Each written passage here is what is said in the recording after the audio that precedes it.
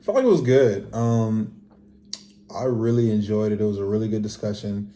We were able to kind of dip into like what's going on with the centennial. We were able to discuss really the real. You know what I'm saying? We were really able to dip into like how do folks really feel about what's going on. I think he's very outspoken and he's going to tell you like how it really is. Cut all the political everything. Really like get into the nitty gritty about like the centennial. We are celebrating.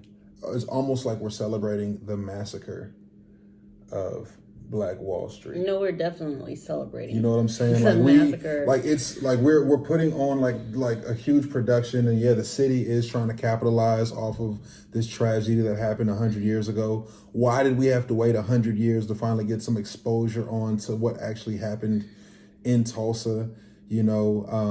So it's something to think about, and that's why I feel like it's important that we all know the history of what really went down. I think one thing that's important though is it's not like just because it's the 100-year centennial that people are like being attracted to the year because of the moment in time that it is. There still had to be people to like galvanize this effort to say like, we need to do something big. We need there to be a production. We need to really leverage this moment as much as possible. And so people came together to be able to create an environment where all eyes are on us. Mm-hmm. You think about how there are multiple Black Wall Streets that exist. Mm-hmm. Sure, it may not be, like the original here in Tulsa, yeah, but those other places are not being honored in the way that all eyes are on this place. And yeah, I think you also can't dismiss that all of the social injustice and just the polarizing world that we lived in mm-hmm. the last 2 to 3 years are not, we can't act like those are not playing a part into why people are so interested in this at this moment. If we wouldn't have had the pandemic last year, it's would this moment even be as exciting as it is right now? Would it be attracting people in the same way? If we wouldn't have had the George Floyd situations and all this all these different scenarios where, it's really changing the hearts of minds of people who are white, essentially. If we wouldn't have all these very public moments that the world is experiencing together, would everyone even care about what's happening now? And so it's we can talk about, some people are using this as a celebration. We could talk about why is it taking 100 years. But on the flip side of that, I think if everything didn't happen in the last 3 years, this world is so jacked up. I really don't think we'd be making a big deal even about this year. Well, yes and no. I do think that the riots that happened last summer with George Floyd definitely are playing a part in this. I do feel like the fact that we had a global pandemic where it kind of locked everybody up inside their house is making people more excited to have festivals and different gatherings as to where we really can just come together as one, So I think I think people are actually excited about that. It's really, it's not necessarily the fact that it is, that we're thinking about what the tragedy that actually happened, but more so everything that's surrounding it and the opportunity for the city to really be highlighted, Mm-hmm. I think it's more so about Tulsa being put on the map. I think it's terrible that this is the reason why Tulsa is drawing a lot of attention, but it is an opportunity in a lot of different ways. I agree. So that's something that it looks like the city is highlighting on. And I think there's a difference between celebrating people's deaths and honoring people's existence. Right. And I don't want to come off too harsh initially. I do think that is more so an acknowledgement, mm-hmm. I'm saying yes, this happened. What's the best way to go about it? I don't know. I don't have an answer. I do think the piece that sucks though is all of this effort is going into honoring, the lives that were here, mm-hmm. the success that was here, the excellence that was here, mm-hmm. and yet the survivors are not, they're not getting they're not the getting engagement and the connection, Yeah, or the proceeds, they really or should be. the benefits from this moment. They should be like lead. They should be the ones that we're really going to for questions and saying, hey, how do letting them letting their experiences be like at the forefront. I mean, because wouldn't it be so interesting if we polled Tulsans right now and asked them multiple choice questions? Who are the survivors? I couldn't name one. To be honest, I can't name one. It's not something that's necessarily put out there. And I think something that would be great is if we did something that was specific to rebuilding the businesses back up in Tulsa, in the Black community, giving people opportunities, different grants, different programs as to where, hey, maybe it's reparations in a way where it's instead of giving us just one single fish, one allotment of money, giving us more to where we're able to grow our wealth. And actually, when I say give, I don't even want things. I want us to take it. I want us as people to really. I want us to get back to the glory of Black Wall Street. But adding on to your point, people are literally going out of their way. Mm-hmm. There are efforts that are ramping up right now. There are efforts that are going to be here at the end of the year, mm-hmm. where whole institutions in Tulsa are focused on how do you give an unfair advantage to Black entrepreneurs to be successful. Which is great. It's great. And when you say, how do we go in and just take back, mm-hmm. This city of excellence, this spirit of excellence. It's Kode talked about how that spirit is here and it's never left before. Mm-hmm. And now we have resources that are coming. But one of the hardest pieces is folks can say, well, what about this solution? Mm-hmm. And when that solution gets presented, then there's another problem. And there's just so much mistrust that even if what you're saying was offered, which is being offered, my question is, are people going to take advantage of it? That's a great question. I mean, I think, who's to say? There are people that are always going to take advantage, but also the information has to be widely promoted. You know what I'm saying? One thing I did have a conversation about the other day is, why is it that it sometimes feels like information that is available to support the Black community, why is it that that information is not penetrating communities? And the rebuttal that was given was, it's because the infrastructure was burnt down a long time ago whenever a lot of these businesses were broke down, and it was never fully built back up. And so now if you think about where, Black communities as a general rule of thumb receive information, it's through churches, it's through community programming, it's through these hubs of people. It's mm-hmm. verbal. It's not, I'm going to send an email to this mass group of people. This website it's not check this website, because people have to be connected to the internet. And so you think about all these breakdowns in structure that allow communication to really penetrate people where they are. Mm-hmm. That's not always widely available in the Black community. So people try to use social media, but even still, you have to think on social media, you're still competing with the naysayers and the people who like it. So one good thing about getting something directly to your phone mm-hmm. is you can get that in the privacy of your own thoughts. Right. Where you can make your own decision. Where it's unbiased and you're really just, it's a little bit more genuine. I do think that, that is something to take in consideration, that, how we disseminate information is largely, it definitely has a huge influence on the results, definitely. In the way that the community moves. So,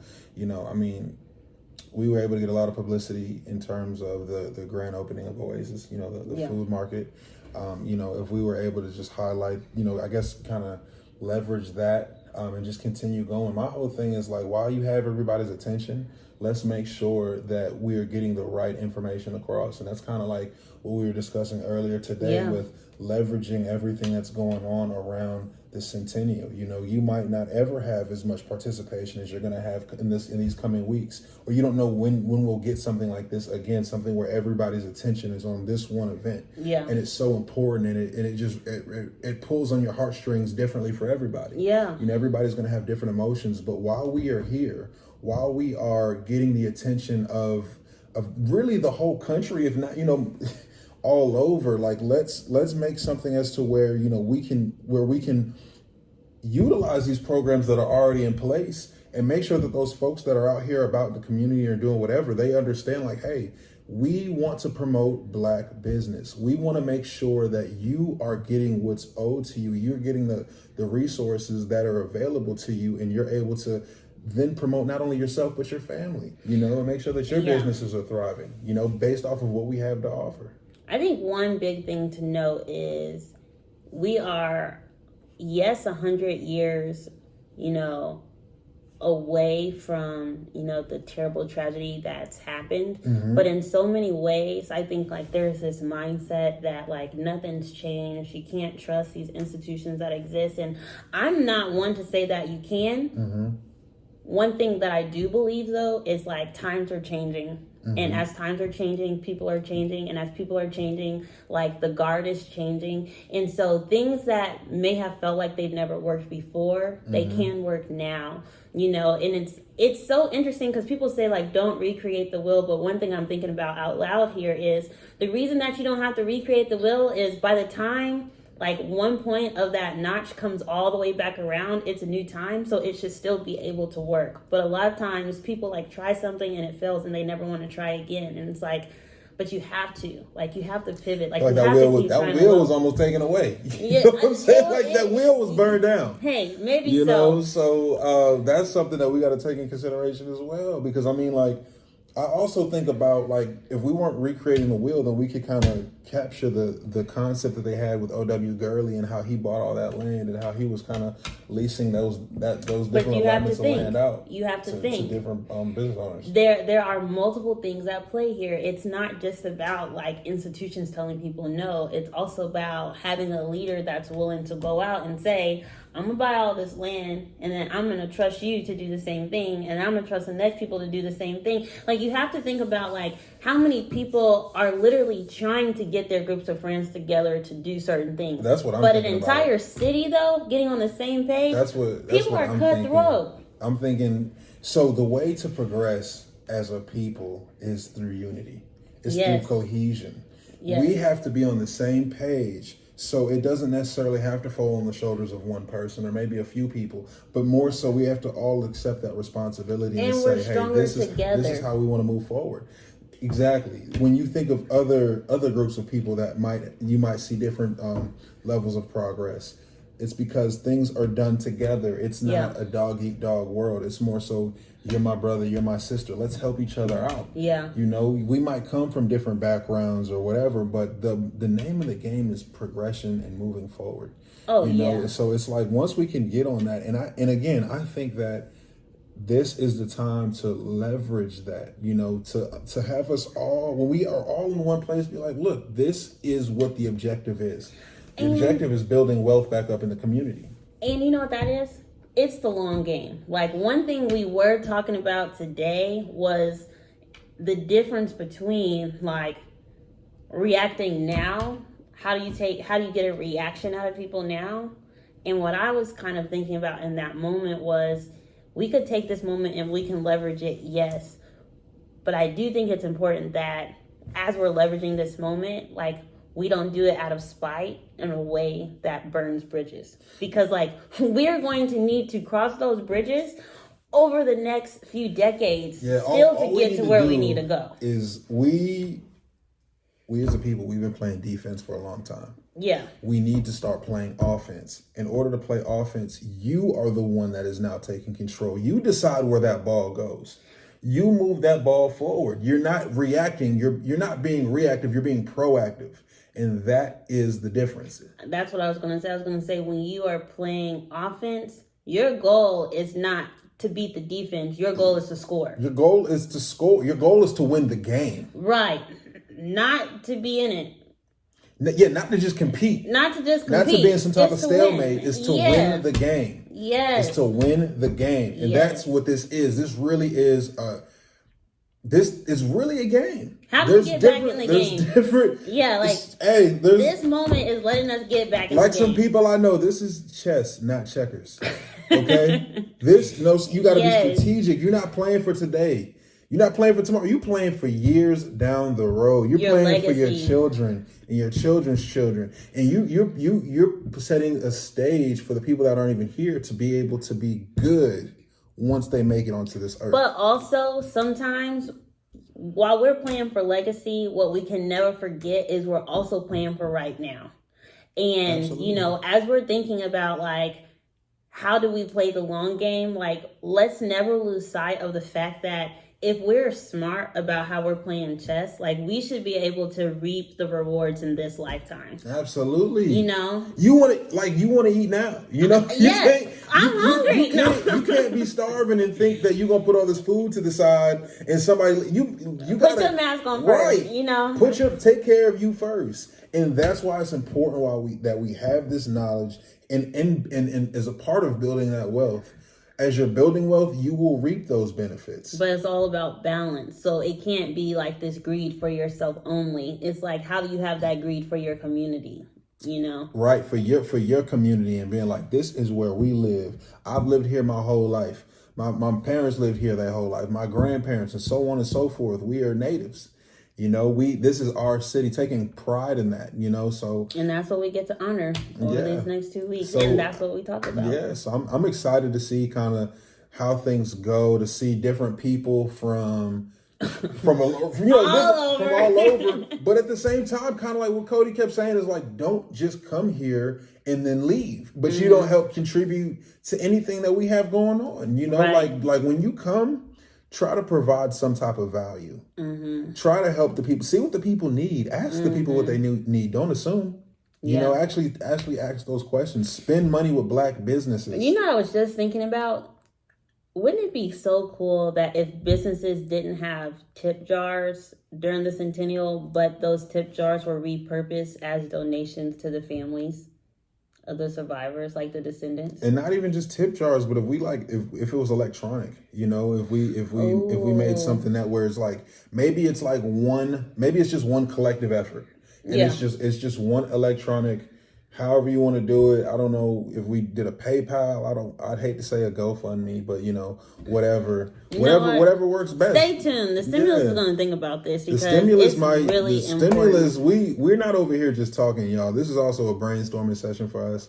So, as we work through these different thoughts, we're open to all different types of suggestions. Yeah. But what we were really passionate about today on today's show was making sure that those survivors of this massacre, they get to see these benefits, that they're not just left out here to dry and they're not forgotten about, because they're the ones that are left to tell the story, and they really lived through this tragedy, their families. And then it's also a travesty that they had to go through this and then no one wanted to talk about it.